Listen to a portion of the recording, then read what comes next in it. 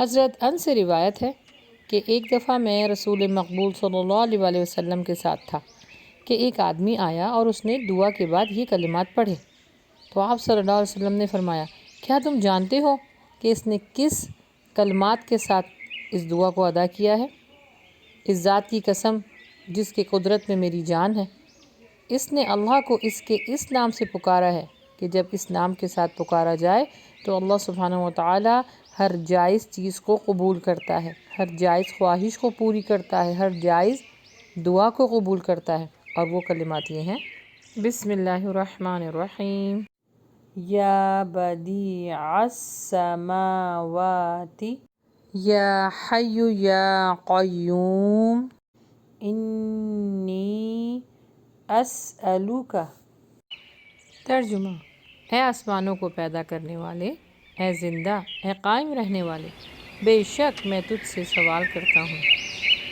ایک اور کلمات جس سے دعا قبول ہوتی ہے۔ حدیث کے الفاظ ہیں کہ جب حضرت یونس علیہ السلام کو مچھلی کے پیٹ میں ڈالا گیا تو ان کو یہ دعا سکھائی گئی۔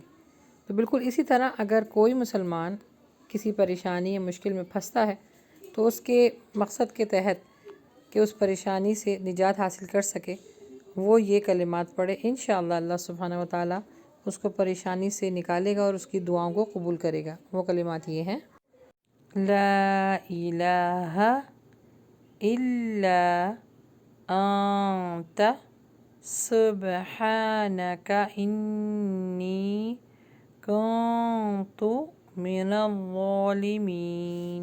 لا إله إلا أنت سبحانك إني كنت من الظالمين۔ لا إله إلا أنت سبحانك إني